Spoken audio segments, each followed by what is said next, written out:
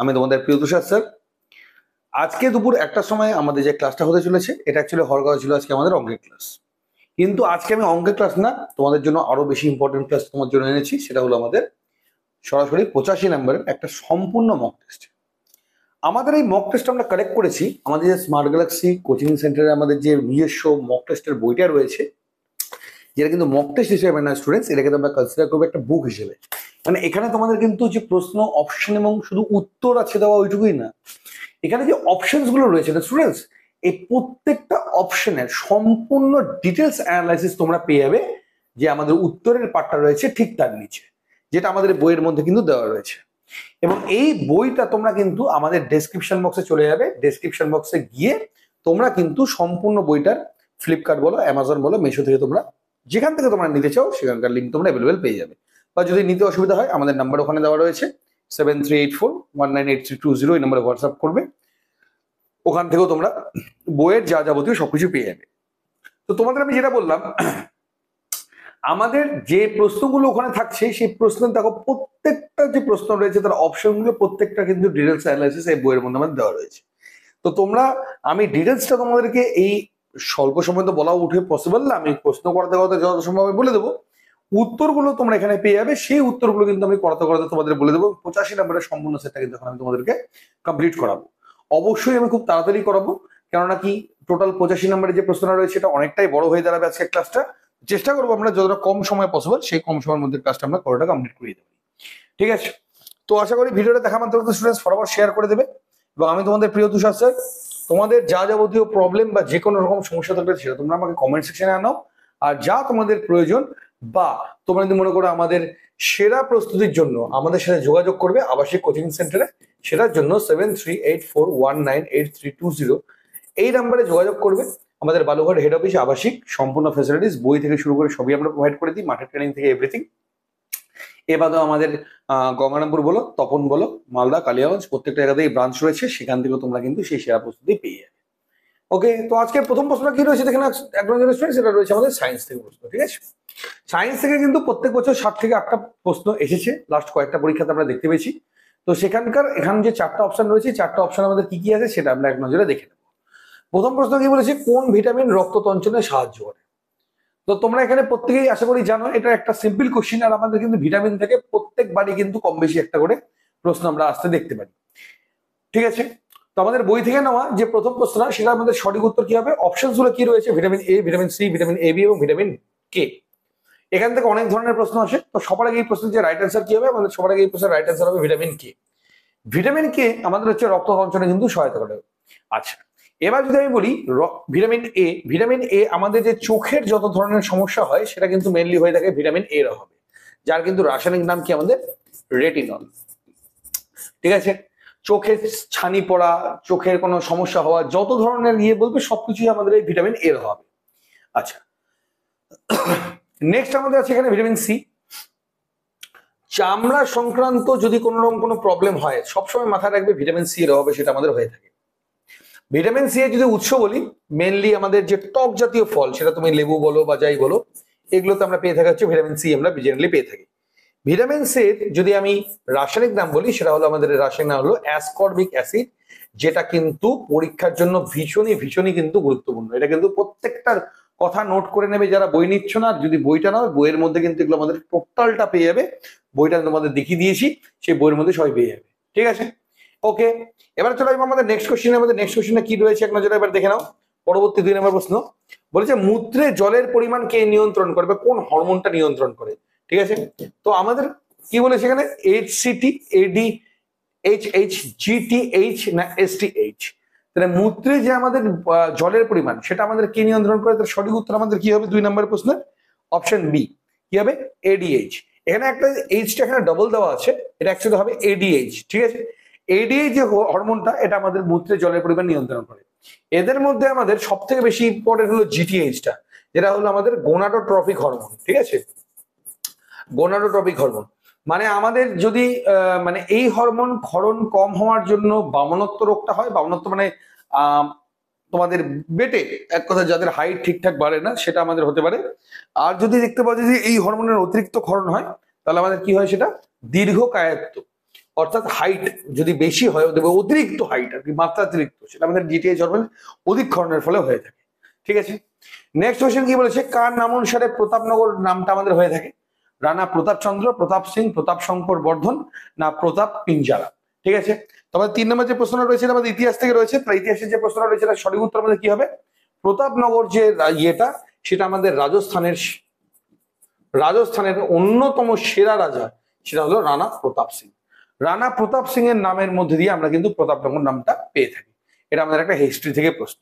তাহলে দুটো সায়েন্স থেকে করলাম, একটা হিস্ট্রি থেকে করলাম। এবার আমরা চলে আসবো একটা static question, kind of history static.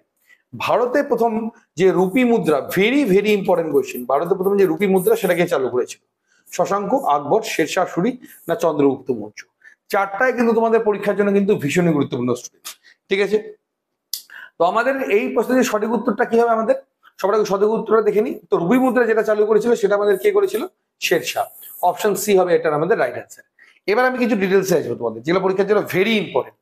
Shashanka সম্পর্কে যদি বলি, 78 খ্রিস্টাব্দে, ঠিক আছে,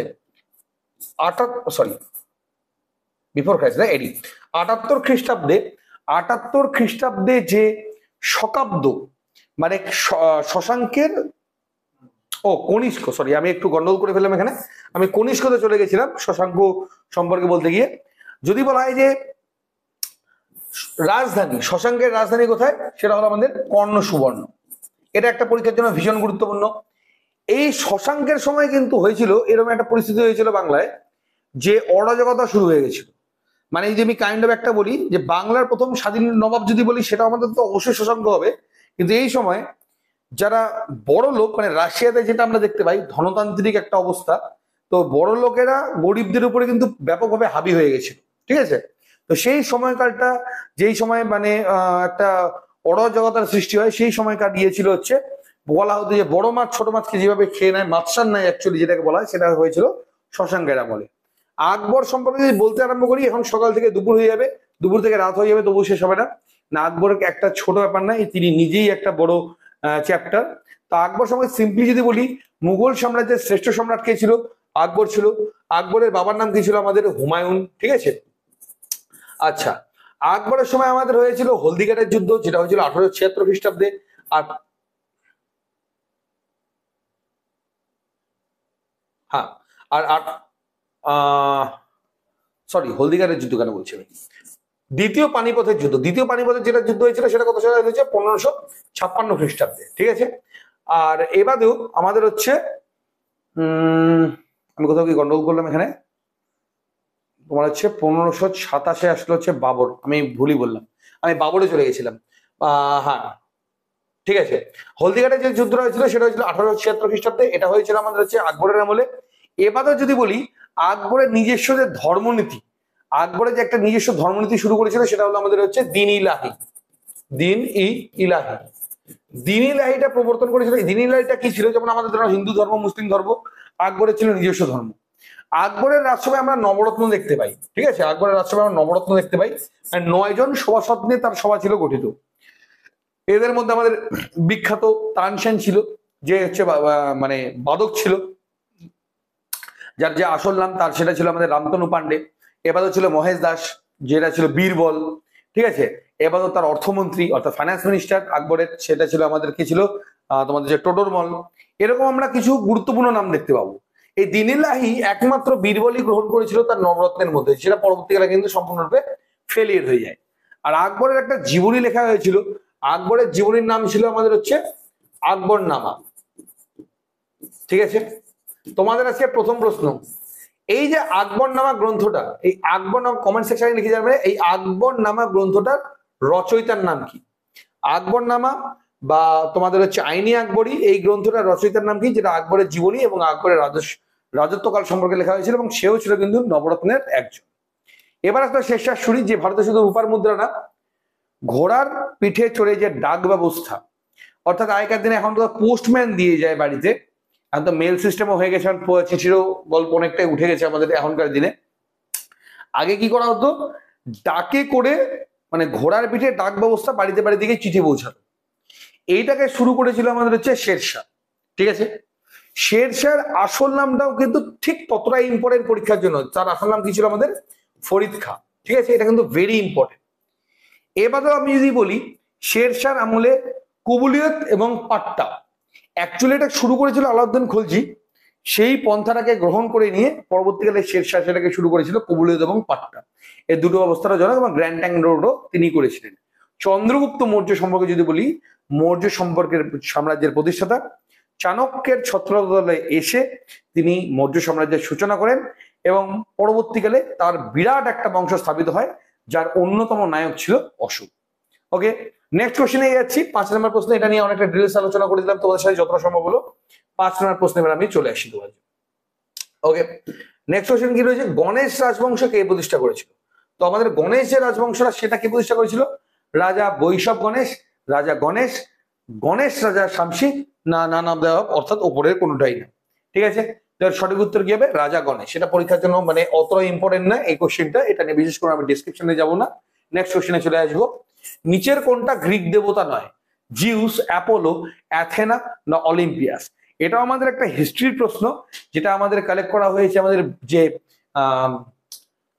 প্রথম দিকে যদি আমি বলি, মানে সে আধ্যাত্মিক যুগের যে ইতিহাস, সেখানকার আমাদের এটা প্রশ্ন। ঠিক আছে, তো সেই সময়কার প্রশ্নের যে সঠিক উত্তর কোনটা? Zeus, Apollo, A B C O D? ফটাফট উত্তরটা দিয়ে দাও, তোমাদের সঠিক উত্তর আমাদের কোনটা হবে এখানে? তো এখানকার মধ্যে জিউস, অ্যাথেনিয়া এবং অলিম্পাস, যেখান থেকে অলিম্পিয়াড পরবর্তীকালে নামটা হয় অলিম্পাস, এখন তো অলিম্পিকও সেটার উপর নামটা পরবর্তীকালে চেঞ্জ হয়েছে। অ্যাথেনা এবং জিউস এই তিনটাই কিন্তু ছিল গ্রিক দেবতা। অ্যাপেলো বলে কোনো গ্রিক দেবতা ছিল না, এটা বর্তমান নাম আমাদের, তোমরা প্রত্যেকেই জানো। তো রাইট অ্যান্সার হবে option B. Very very very important question. ভারতবর্ষের চিরস্থায়ী বন্দোবস্ত কে চালু কে করেছিলেন? Robert Clive, Warren Hastings, Wellesley, না কর্নওয়ালিস? সবার আগে মাথা রাখবে এটা আমাদের কত সালে শুরু হয়েছিল? 1773 সালে। চিরস্থায়ী বন্দোবস্ত 93 সালে। চিরস্থায়ী বন্দোবস্ত কত সালে চালু হয়েছিল? 1793 সালে। কার হাত ধরে এই চিরস্থায়ী বন্দোবস্তটা শুরু হয়েছিল? তো আমি অপশনগুলো তোমাদের বলেই দিলাম, আশা করি প্রত্যেকে এতক্ষণ উত্তরটা তোমরা দিয়ে দিয়েছো কমেন্টে। তো এর আমাদের কি হবে সঠিক উত্তর? Lord Cornwallis. এবার বলে রাখি 10 সালা বন্দোবস্ত এবং তোমাদের চিরস্থায়ী বন্দোবস্ত, যেটা আরেক নাম ছিল আমাদের হচ্ছে কি সূর্যাস্ত আইন। ঠিক আছে, এই যে আইনটা, এই দুটো প্রবর্তন করেছিল আমাদের হচ্ছে লর্ড কর্নওয়ালিস। ঠিক আছে, এর বাদেও তোমার হচ্ছে ওয়ারেন হেস্টিংস 1 সালা এবং 5 সালা, এটা যেমন বললাম আমি 10 সালা, সেরকম ছিল 1 সালা এবং 5 সালা, মানে 1 বছরের জন্য লিজ আর 5 বছরের জন্য লিজ। এই দুটো যে শুরু করেছিল সেটা করেছিল আমাদের ওয়ারেন হেস্টিংস। রবার্ট ক্লাইভ সম্পর্কে যদি বলি, এটা তো শেষ নেই। রবার্ট ক্লাইভ আমাদের পলাশির যুদ্ধের সময়কার যদি নায়ক বলা হয়, সেটা ছিল রবার্ট ক্লাইভ। ওই সময় বাংলার গভর্নর হিসেবে তিনি প্রথম নিয়োগ হয়েছিলেন। এবারও আমাদের যদি ওয়েলেসলি সম্পর্কে বলি, ওয়েলেসলি সম্পর্কেও আমাদের যদি বলি তোমাদের এই মুহূর্তে ঠিক মনে পড়ছে না, লর্ড ওয়েলেসলি যেটা প্রবর্তন করেছিল, আই থিঙ্ক কি একটা ব্যবস্থা প্রবর্তন করেছিল, এই মুহূর্তে বলে তোমরা কমেন্টে যদি জানান দাও তো জানিয়ে দিতে পারো, কোনো অসুবিধা নেই। লর্ড ওয়েলেসলি তোমার হচ্ছে এই মুহূর্তে ঠিক মনে পড়ছে না, তোমার নামটা হচ্ছে কি আর নাম ছিল, যাই হোক হলো। নেক্সট এটা আছে, তো ওয়েলেসলিও একটা প্রবর্তন করেছিলেন, যার মধ্যে দিয়ে কোনো রাজা তার হচ্ছে সম্পূর্ণ রূপে হচ্ছে করতে পারবে, তোমাদের সঙ্গে যুক্ত হতে পারবে। অধীনতামূলক মিত্রতা নীতি, এবার আমার মনে পড়লো, তো অধীনতামূলক মিত্রতা নীতি যেটা, সেটা করেছিল হচ্ছে কি আমাদের লর্ড ওয়েলেসলি। ঠিক আছে, তো এগুলো তোমাদের পরীক্ষার জন্য ভীষণই গুরুত্বপূর্ণ। ওকে, নেক্সট কোশ্চেন। গুরু নানক যে শিখ ধর্মের প্রবর্তক ছিল, তিনি কোথায় জন্মগ্রহণ করেছিলেন? পরীক্ষায় এটা ইম্পর্টেন্ট না, পরীক্ষার জন্য এটাই ইম্পর্টেন্ট। শিখ ধর্মের প্রবর্তকের নাম কি? তাহলে আমাদের শিখ ধর্মের প্রবর্তক কে? সেটা ছিল গুরু নানক। ঠিক আছে, অমৃতসর, তলওয়ার, আনন্দপুর সাহেব, না পাটনা সাহেব? তো তোমাদের 8 নম্বর প্রশ্নের আমার রাইট অ্যান্সারটা কি হবে? সেটা হলো অপশন বি, তালওয়ান্ডি। তালওয়ান্ডি হবে আমাদের এখানকার রাইট অ্যান্সার। শিখ ধর্মের প্রবর্তকের যে প্রশ্নটা আসলো, এটা ভেরি ইম্পর্টেন্ট। তোমাদের এখান থেকে দুটো সবচেয়ে বেশি গুরুত্বপূর্ণ প্রশ্ন এখানে এসে থাকে। পঞ্চম শিখ গুরু যেটা ছিল গুরু অর্জুন দেব, এবং নবম শিখ গুরু যেটা ছিল তেগ বাহাদুর। এই পঞ্চম শিখ গুরুকে একজন মুঘল সম্রাট হত্যা করেছিল, আর নবম শিখ গুরুকে একজন মুঘল সম্রাট হত্যা করেছিল। অর্জুন সিংকে যে হত্যা করেছিল সেটা করেছিল আমাদের হচ্ছে জাহাঙ্গীর, আর ঔরঙ্গজেব হত্যা করেছিল আমাদের হচ্ছে নবম শিখ গুরু তোমাদের হচ্ছে তেগ বাহাদুরকে। এগুলো কিন্তু পরীক্ষার জন্য স্টুডেন্টস ভেরি ভেরি ইম্পর্টেন্ট। ঠিক আছে, এবার ধরো খালসা পান্থ কে প্রবর্তন করেছিল, তোমাদের আরো ছোট ছোট কতগুলো প্রশ্ন এসেই থাকে, সেগুলো তোমাদের জন্য ইম্পর্টেন্ট হয়ে দাঁড়ায়। ওকে, নেক্সট কোশ্চেনে যাচ্ছি।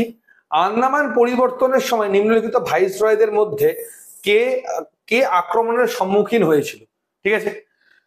এবং দুর্ভাগ্যবশত একমাত্র ভাইসরয় যে কিন্তু মারাও গেছিল আন্দামান নিকোবর দ্বীপপুঞ্জে।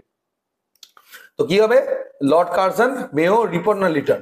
তো রাইট অ্যান্সার কি হবে স্টুডেন্টস? অপশন বি, মেও। মেও আমাদের হচ্ছে ভাইসরয়দের মধ্যে যে কিন্তু বিদেশে আর কি বা আন্দামান নিকোবর যখন ওখানে গেছিল সেখানে কিন্তু মারা যায়। এর বাদেও তোমাদের মেও যদি বলা হয়, আমাদের যে বর্তমানে জনগণনা সেটারও কিন্তু সূচনা করেছিলেন আমাদের হচ্ছে লর্ড মেও, যেটা পরীক্ষার জন্য ভীষণই ভীষণই গুরুত্বপূর্ণ। সেটা অ্যাকচুয়ালি তিনি শুরু করেছিলেন 1871 সালে, কার্যকরী হয়েছিল 1872 সালে কার্যকরী হয়েছিল, 1881 সালে সেটা কার্যকরী করেছিল লর্ড রিপন।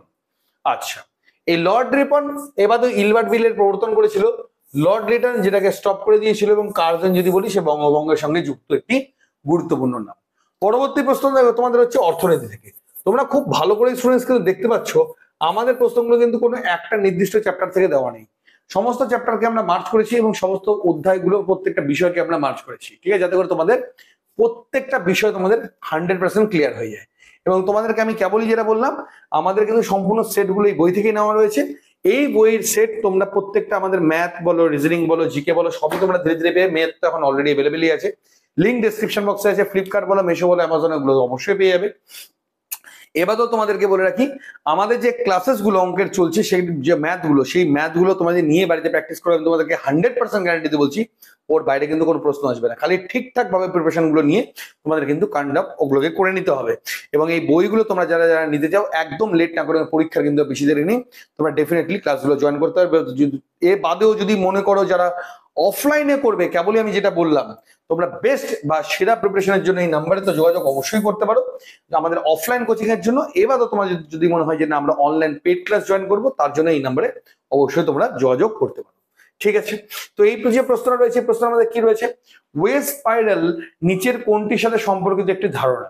চাহিদা পুল, মুদ্রাস্ফীতি, খরচ পুশ মুদ্রাস্ফীতি, তোমাদের মুদ্রাস্ফীতি না ডি নাম্বার মুদ্রাস্ফীতি অবস্থা থেকে অপেক্ষাকৃত স্বাভাবিক এবং সুস্থিত অবস্থায় ফিরে আসা। তো আমাদের 10 নম্বর যে প্রশ্ন, তার রাইট অ্যান্সার কি হবে? Option D, sorry option B. তোমাদের হচ্ছে ডি না, ডি না, সরি বি, খরচ পুশ মুদ্রাস্ফীতি তো না, ওয়েভ স্পাইরাল,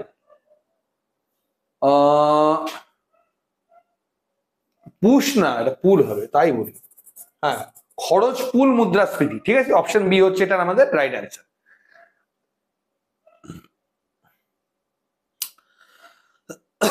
তোমাদের এই মুদ্রাস্ফীতিটা একটু জানা দরকার। হ্যাঁ, এটা দেওয়া আছে আমাদের বইয়ের ডেসক্রিপশনে দেওয়া আছে। মুদ্রাস্ফীতিটা একটু পরীক্ষার জন্য দেখে যাবে, অনেক সময় এটা আসে চাহিদার সঙ্গে মুদ্রাস্ফীতির সম্পর্ক কি, বাজারের সাথে মুদ্রাস্ফীতির সম্পর্ক, মুদ্রাস্ফীতি হলে টাকার ভ্যালু কমে না বাড়ে, এগুলো পরীক্ষা কিন্তু এসে থাকে, একবার করে দেখে নেবে। নেক্সট কোশ্চেন, রোমের নিচের কোনটির সাথে পিউনিক যুদ্ধ করেছিল? আলেকজান্দ্রিয়া, গ্রিক্স, হেলাস না ক্যাথারিজ? তো তোমাদের 11 নম্বর প্রশ্ন, এটা আমাদের একটা স্ট্যাটিক প্রশ্ন। এই প্রশ্নের আমাদের যে রাইট অ্যান্সার সেটা আমাদের কি হবে? সেটা হবে অপশন ডি, ক্যাথারিজ। এবার এখানে কোনো ইম্পর্টেন্ট আলোচনার কিছু নেই। নেক্সট কোশ্চেন, নিচের কোনটি মোহাম্মদের পিতা ছিলেন? ঠিক আছে, আবু তালিব, আব্দুল্লাহ, আব্দুল মোতালিব না নান অফ দ্য অ্যাবাভ? ঠিক আছে, কে নিচের মোহাম্মদের পিতা ছিল? তোমাদের 12 নম্বর প্রশ্নের যে রাইট অ্যান্সার সেটা হবে আমাদের হচ্ছে আব্দুল্লাহ, অর্থাৎ option D, sorry option B হলো আমার এখানকার সঠিক উত্তর, ঠিক আছে। ওকে, নেক্সট কোশ্চেনে গিয়ে যাচ্ছি। 13 নম্বর প্রশ্ন বলছে, নিচের কোন ইংরেজ নাবিক যিনি বিশ্ব পরিক্রমা করেছিলেন? মানে গোটা পৃথিবী কে ঘুরেছিল, কোন ইংলিশ নাবিক? ফ্রান্সিস, কি বলেছে ফার্স্ট অপশন, উপরে চলে যাও স্টুডেন্টস, ফ্রান্সিস অ্যাডামস, ঠিক আছে, ফ্রান্সিস অ্যাডামস, জন কুক, ফ্রান্সিস ড্রেক না ম্যাগলেন? তো আমাদের এটা সঠিক উত্তর কি হবে 13 নম্বর প্রশ্নের? 13 নম্বর প্রশ্নের সঠিক উত্তর হবে সেটা হলো option C, Francis Drake. Francis Drake প্রথম পর্যবেক্ষণ, এটা পরীক্ষায় অতটা ইম্পর্টেন্ট না, প্রথম যে বিশ্ব পরিক্রমা যদি করে প্রথম, ঠিক আছে, সেটা কে ছিল, এটা একটা অনেক সময় আসে। ভারতকে আবিষ্কার করেছিল সেটা পরীক্ষায় আসে। তোমাদের জন্য একটা প্রশ্ন রেখে দিই, ঠিক আছে, ফ্রান্সিস ড্রেক কত সালে বিশ্ব পরিক্রমা কমপ্লিট করেছিল? কত সালে ফ্রান্সিস ড্রেক বিশ্ব পরিক্রমা কমপ্লিট করেছিল? যদিও বা একটা স্ট্যাটিক একটু টাফ কোশ্চেন, তোমরা গুগলও করতে পারো, বাট তোমাদের উত্তর কিন্তু আমার লাগবে, সেটা অবশ্যই লাগবে আমাদের কমেন্ট সেকশনে। ঠিক আছে, ওকে। নেক্সট কোশ্চেন, এক্স রশ্মির আবিষ্কর্তা, very very important, very very important question আমাদের। কি বলেছে? মাইকেল ফ্যারাডে, মেন্ডেলিভ, ডাল্টন আর রনসেন। তোমাদের এই চারটাই কিন্তু পরীক্ষার জন্য স্টুডেন্টস ভেরি ভেরি ইম্পর্টেন্ট। ঠিক আছে, তাহলে আমাদের এক্স রশ্মির যে আবিষ্কর্তা সেটা আমার কি হবে? অপশন ডি, তোমাদের রনসেন। রনসেন আমাদের এক্স রশ্মির আবিষ্কর্তা, এটা আমাদের এটা একটা খুবই খুবই গুরুত্বপূর্ণ প্রশ্ন। এবার তো মাইকেল ফ্যারাডে আমরা জানোই যে আমাদের যে ব্যাটারি সেটার অন্যতম জনক। মেন্ডেলিভ, ঠিক আছে, মেন্ডেলিভের পর্যায় সারণী, আমাদের যে কেমিস্ট্রির যদি পর্যায় সারণী আমরা কমপ্লিট করি তাহলে মোটামুটি কেমিস্ট্রি 90% কভার হয়ে যায়।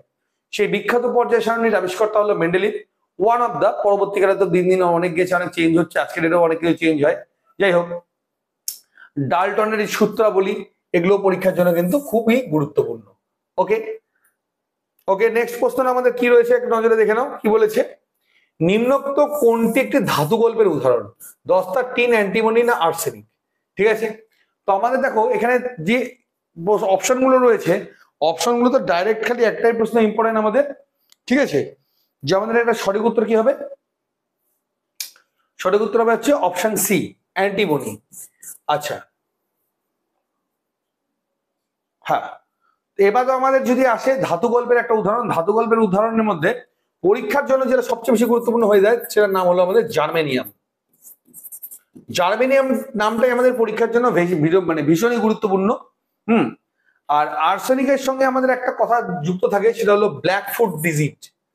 ব্ল্যাক ফুট ডিজিজ এই নাম, সরি,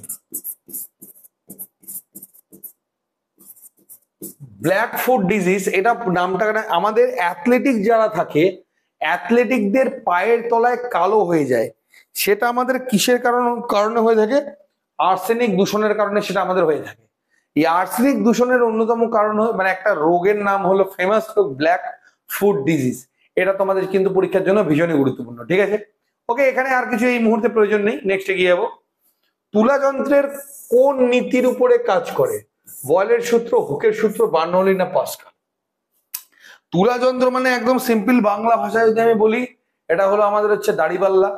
সেই দাড়িপাল্লা আমাদের কার সূত্রের উপরে আবিষ্কার, মানে ইয়ের উপরে বেস করে রয়েছে? সেটা আমাদের রয়েছে হুকের সূত্রের উপরে। পাস্কালের সূত্রের উপরে যদি বলি, পাস্কালের সূত্রের উপরে লিফট, আমাদের যে লিফট যেটা করে আমরা উপরে যাই, নিচে যে লিফট, বা আমাদের গাড়ির ব্রেক, একদিকে পুশ করব, ওই স্ট্রেংথটা বায়ুর চতুর্দিকে চলে যাবে এবং সমান স্ট্রেংথ প্রয়োগ করবে। এই যে ধর্মটা এটা আবিষ্কার করেছিল হচ্ছে পাস্কাল। যে কারণে এখন ঝড় বৃষ্টি বাদলের দিন যাদের টিনের বাড়ি আছে খুব সাবধানে, কারণ ঝড় যদি এক জায়গায় পুশ করে হাওয়া, ওই হাওয়াটা এমন ভাবে ছড়িয়ে গিয়ে সমানভাবে উপর দিকে ঠেলে উঠে যায়, উপরে টিন গুলো উপরে চলে যায়। তো এই সিম্পল হিসাবটা যাবে পাস্কালের সূত্রের জন্য। ঠিক আছে, বার্নৌলির উপপাদ্য অনেকেই জানো, সেটাও বিখ্যাত। আর আমাদের বয়েলের যে সূত্র, আমাদের দুটো কোরিলেটেড আছে, একটা হলো ইয়ের সূত্র, তোমার হচ্ছে বয়েলের সূত্র, আর একটা হলো তোমাদের চার্লসের সূত্র। তো এইভাবে খালি মনে রাখতে হবে, চার্লসের কেসেসে আমাদের চাপ প্রয়োগ হয় না, আর বয়েলের কেসেসে আমাদের উষ্ণতা পরিবর্তন হয় না। আমাদের বয়েলের এই সূত্রগুলোতে যদি এখন স্টুডেন্ট ঢুকে যায় না, অনেক ভিতরে চলে যেতে হবে, এগুলোতে অতটা যাচ্ছি না। জাস্ট যে অপশনস গুলো রয়েছে মোটামুটি করে যেটুকুটা আমার ইম্পর্টেন্ট মনে হচ্ছে সেটুকুটা বলে দিচ্ছি, বাকিটা তোমরা কিন্তু অবশ্যই একটু একটু করে দেখে নেবে। আমাদের বইয়ের ডেসক্রিপশন বক্স, ডেসক্রিপশনে দেওয়াই রয়েছে, ডেসক্রিপশন পার্টে আমাদের বইয়ের, তোমরা নিয়ে নেবে, বাড়িতে বসে অবশ্যই একবার করে পড়ে নেবে। হ্যালোজেন গ্রুপ, আমাদের যে পর্যায় সারণী আছে না, যেটা আমি কেবলই বললাম মেন্ডেলিভ ওয়ান অফ দা আবিষ্কারক, মানে ওদের তো দিন যায় রাত যায়, ওদের নতুন নতুন করে চেঞ্জ হয়ে থাকে। যাই হোক, হ্যালোজেন গ্রুপের সব থেকে বেশি বিক্রিয়াকারী মৌলটির নাম কি? আমাদের যে হ্যালোজেন মৌল, আমাদের মাঝের যে মৌলগুলো থাকে 5 নম্বর, 1 2 পর্যায় সারণীর 1 2 3 3 5 4 5 5 নাম্বার, তোমার হলো 3 থেকে 5, এই যে পার্টটা রয়েছে এটা আমাদের হ্যালোজেন মৌলের মধ্যে পড়ে। এই হ্যালোজেন মৌলের মধ্যে সব থেকে যেটা যদি সবচেয়ে বলি সবচেয়ে বিক্রিয়াটা কি করে, সেটা হলো আমাদের O7, O2 মানে 7 আর কি, অক্সিজেন। ঠিক আছে, আচ্ছা, হিলিয়াম কি পড়ে? হিলিয়াম আমাদের 0। আমাদের হ্যালোজেন মৌল যদি বলি মানে এটা হ্যালোজেন গ্রুপের মধ্যে পড়ে, এটা নিষ্ক্রিয় মৌলের মধ্যে পড়ে আমাদের হিলিয়াম। আর হিলিয়াম কত নম্বর শ্রেণীর অন্তর্ভুক্ত নিষ্ক্রিয় গ্যাসটা? একদম লাস্টে, সেটা এটাকে জিরো বলা হয়। ঠিক আছে, এটা হলো আমাদের জিরো। তো নিষ্ক্রিয় গ্যাসের মধ্যে যেটা পড়ে জিরো। ঠিক আছে, এবার তো কার্বন রয়েছে, হাইড্রোজেন, মানে অক্সিজেন, কার্বন, হাইড্রোজেন, এগুলো প্রত্যেকটা এই হ্যালোজেন মৌলের মধ্যেই আছে। বাট এদের মধ্যে সব থেকে বেশি বিক্রিয়াকারী যদি মৌল বলা হয় সেটা হলো আমাদের অক্সিজেন। ঠিক আছে, অষ্টক সূত্র এটাও আমাদের একটা কাইন্ড অফ ইয়ের, তোমাদের এটাতে বেশি আর ডিটেলসে ঢুকবো না, এইটুকুই খালি মাথায় রাখতে পারো যে 8-এর উপরে মানে 8-এর বন্ধন সব থেকে মজবুত বন্ধন। ঠিক আছে, তো এই যে বন্ধনের যে প্রণালীটা সেটা কে আমাদের আবিষ্কার করেছিল? সেটা আমাদের করেছিল ডাল্টন, প্রিস্টলে, নিউল্যান্ড না আর্হেনিয়াস। তো আমাদের যে সঠিক উত্তরটা হবে অষ্টক সূত্রের, সেটা হলো আমাদের হচ্ছে, তো এর যে রাইট অ্যান্সারটা আমাদের কি হবে সেটা হলো আমাদের হচ্ছে অপশন সি, নিউল্যান্ড। নিউল্যান্ড হবে আমার এখানকার সঠিক উত্তর। ঠিক আছে, এবার তো ডাল্টন, প্রিস্টলে এগুলো সম্পর্কে আমরা তো মোটামুটি বলেই দিলাম। আর্হেনিয়াস সম্পর্কে এখন কোনো জানার দরকার নেই, এটা থেকে কোনো খুব একটা বেশি প্রশ্ন আসে না। প্রিস্টলেটা জানা দরকার। এটা যদি বলা হয় একটা কথা বললে, অক্সিজেনের আবিষ্কারক, অক্সিজেন গ্যাসের আবিষ্কারকের নাম হচ্ছে আমাদের প্রিস্টলে। ডাল্টন সম্পর্কে আমরা অলরেডি জন ডাল্টন তোমরা জানোই, ওই সম্পর্কে আর ডিটেলসে আর আসছি না। ঠিক আছে, আচ্ছা এবার আমাদের পরবর্তী চলে যাবো, পর্যায় সারণীর কোন পর্যায়টি হচ্ছে অসম্পূর্ণ, মানে কমপ্লিট না। পর্যায় সারণীর কোন পর্যায়টা অসম্পূর্ণ অর্থাৎ কমপ্লিট না, এবং এটাও কিন্তু আমাদের একটা কেমিস্ট্রির প্রশ্ন, এটাও কিন্তু আমাদের ভেরি ভেরি ইম্পর্টেন্ট কোশ্চেন। ঠিক আছে, তো আমাদের 19 নম্বর প্রশ্নের রাইট অ্যান্সার কি হবে? প্রথম শ্রেণী, দ্বিতীয় শ্রেণী, তৃতীয় শ্রেণী না সপ্তম শ্রেণী? আমরা জানি যে ক্ষোভটা আমাদের পর্যায় সারণীর যেটা আছে, প্রথম দিকে দেখবে এই জায়গাটা ফাঁকা থাকে, প্রায় প্রথম দিকে থেকে পিছনে কিছুটা ফাঁকা থাকে, এই সাইডে কিছুটা ফাঁকা থাকে, ওই জায়গাতে কোনো কিছু লেখা হয় না। তো ওইখানে কোন পর্যায়টা আমাদের থাকে এখানকার অসম্পূর্ণ? তো আমাদের হচ্ছে সপ্তম পর্যায়, মানে আমি যদি বলি শেষ পর্যায়ে যেটা থাকে সেটা থাকে আমাদের হচ্ছে অসম্পূর্ণ। ওখানে কিছুটা প্রথম এবং শেষের দিকে কিছুটা বাদ থাকে। যাই হোক, তো এর যে রাইট অ্যান্সারটা কি হবে? আমাদের অপশন ডি হবে এটা রাইট অ্যান্সার।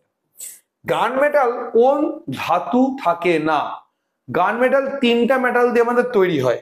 ঠিক আছে, তো ওদের মধ্যে কোন ধাতুটা আমাদের থাকে না? গান মেটাল বলতে একটা বন্দুক তৈরি করতে যে মেটাল গুলো প্রয়োজন করে সেটার কথা বলা হয়েছে। তো সেই ক্ষেত্রে তামা, জিঙ্ক এবং টিন, তিনটাই প্রয়োজন পড়ে, ক্রোমিয়ামের কোনো প্রয়োজন পড়ে না। তো এখানকার আমার সঠিক উত্তর হবে হচ্ছে ক্রোমিয়াম।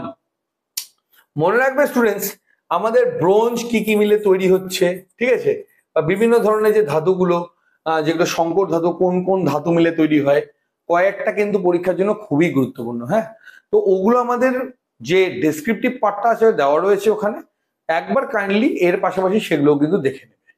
এবার চলে আসছে আমরা একটা ভূগোলের গুরুত্বপূর্ণ প্রশ্ন। কাবেরী বদ্বীপ ভারতের নিচের কোন রাজ্যে অবস্থিত? কেরালা, মহারাষ্ট্র, তামিলনাড়ু না কর্ণাটক? এই যে কাবেরী জল যে ইয়েটা, মানে কাবেরী জল নেই যে সমস্যাটা, সেটা জানো যে কোন কোন জায়গার মধ্যে দিয়ে হচ্ছে? সেটা আমার হচ্ছে তামিলনাড়ু এবং কর্ণাটক। এই কাবেরীর জলটা কোন দিকে কতটা যাবে? এরকম অনেক নদী আছে যাদের কিন্তু দুটো রাজ্যের মধ্যে, যাদের মধ্যে সংঘাত আছে। তো তার মধ্যে কাবেরী যদি বলি, তামিলনাড়ু আর কর্ণাটকের মধ্যে কিন্তু এটার সংঘাত রয়েছে। তো এইখানে যদি বলি কাবেরী যে বদ্বীপটা, যেটা আমাদের ভারতের যদি বলি দ্বিতীয় বৃহত্তম বদ্বীপ আমরা বলবো, তো এটা আমাদের এই বদ্বীপটা আমাদের কোন রাজ্যে মেনলি অবস্থিত? এটা হলো আমাদের তামিলনাড়ুতে অবস্থিত। অপশন সি হলো আমাদের এখানকার সঠিক উত্তর। ঠিক আছে, নেক্সট কোশ্চেন, এটা আমাদের কনস্টিটিউশন বা সংবিধান থেকে নেওয়া একটা প্রশ্ন। সংবিধান থেকে মোটামুটি একটা বা দুটো প্রশ্ন আসেই আসে, এটা নিয়ে কোনো রকম কোনো চিন্তার কারণ নেই। তো এগুলো আমি সবই আমরা ধীরে ধীরে করিয়ে দিচ্ছি এবং এগুলোই তোমাদের পাবে তোমরা। তো এখানে প্রশ্নটা কি বলেছে, সুপ্রিম কোর্টের নির্দেশিকা অনুসারে জনস্বার্থ মামলা হিসেবে কোন শ্রেণীর পিটিশন গ্রহণ করা হবে? যদি জনস্বার্থ মামলা হিসেবে কোন শ্রেণীর পিটিশন গ্রহণ করা হয়? অবহেলিত শিশুরা, দাঙ্গা পীড়িতদের কাছ থেকে পিটিশন, পুলিশ দ্বারা হয়রানির বিরুদ্ধে পিটিশন, বা উপরের সবগুলো? জনস্বার্থ মামলা হচ্ছে এমন ধরনের মামলা যেখানে যদি আইন দ্বারা মানুষের একটা বৃহত্তর সমাজের কোন রকম কোনো ক্ষতি সাধিত হতে আশঙ্কা করা হয় বা করা হয়, সেই ধরনের মামলাকে জনস্বার্থ মামলা বলা হয়। মানে জনতার স্বার্থে এই মামলাটা করা হয়েছে, যেটা বেআইনি হিসেবে কনসিডার করা হয়। তো অবহেলিত শিশু হোক, দাঙ্গা পীড়িতদের কাছ থেকে পিটিশন, পুলিশ দ্বারা হয়রানির দ্বারা পিটিশন, এগুলো প্রত্যেকটাই আমাদের জনস্বার্থ মামলার মধ্যে পড়বে। মানে জনতাদের অবহেলা করা হয়েছে বা জনতাদের ক্ষেত্রে তোমাদের তার বিরুদ্ধে মানে তার মৌলিক অধিকারের বিরুদ্ধে গিয়ে কাজ করা হয়েছে, সেই হিসেবে এটাকে কনসিডার করা হয়। ঠিক আছে, নেক্সট কোশ্চেন একটা আসি, গতবার হয়েছিল আমাদের কেভি কনস্টেবলের প্রশ্ন ছিল আবিষ্কারকের নাম। ফোর্ড বা মার্কনি এডিসন কোনোটাই না, তো বৈদ্যুতিক বাল্ব কি আবিষ্কার প্রত্যেকে তোমরা জানো, এটা হলো আমাদের এডিসন, অপশন সি হবে রাইট অ্যান্সার। নেক্সট কোশ্চেন, এদের মধ্যে মাপক যন্ত্র নয় কোনটা, মানে কোনো কিছু মাপা যাবে না সেটা আমাদের কোনটা রয়েছে, তো আমাদের অপশন কি কি রয়েছে, ব্যারোমিটার। ব্যারোমিটার দ্বারা আমাদের কি মাপা হয়ে থাকে, ব্যারোমিটার দ্বারা বায়ুর চাপ মাপা হয়, তাই না, ব্যারোমিটার দ্বারা বায়ুর চাপ মাপা হয়। থার্মোমিটার যদি বলা হয় তাহলে সেটা দিয়ে আমাদের উষ্ণতা মাপা হয়, তাপ বলবে না, তাপ হলে ক্যালোরিমিটার হয়ে যাবে। আর হাইগ্রোমিটার মানে কি মাপা হয়, বায়ুর আর্দ্রতা মাপা হয়। এই হাইড্রো আর হাইগ্রো, ঠিক আছে, এই দুটো কিন্তু ভেরি ইম্পর্টেন্ট। যদি হাইড্রোমিটার বলা হয় তাহলে গুরুত্ব মাপা হবে, আপেক্ষিক গুরুত্ব মাপা হবে। ঠিক আছে, এটা হলো আপেক্ষিক গুরুত্ব, আর হাইগ্রোমিটার হলো আপেক্ষিক আর্দ্রতা। আর পিকোমিটার কোনো মাপামাপির কোনো গল্পই নেই।